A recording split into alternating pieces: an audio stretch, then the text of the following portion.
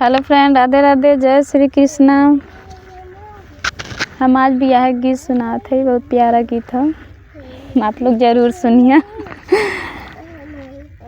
ये बाबू मत बोला, बजिया आवत ही मत बोला।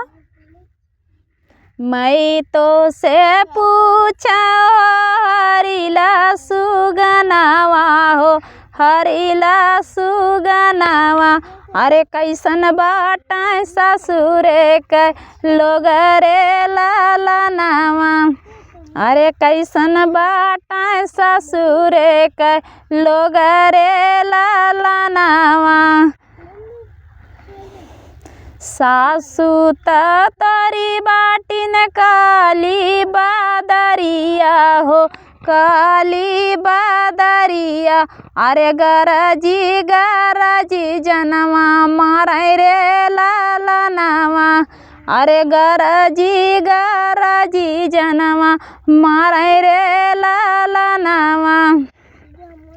मैं तो से पूछा हरिला सुगनावा हो, हरिला सुगनावा, अरे कैसन बाटा ससुरे के लोग रे लालनावा, अरे कैसन बाटा ससुरे के लोग रे लालनावा।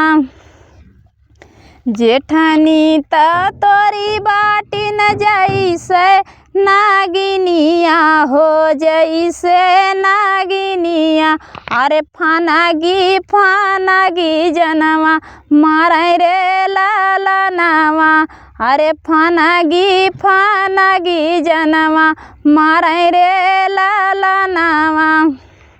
मैं तो से पूछो हरिला सुगनावा हो, हरिला सुगनावा, अरे कैसन बाटा ससुरे के लोग रे लालनावा, अरे कैसन बाटा ससुरे के लोग रे लालनावा।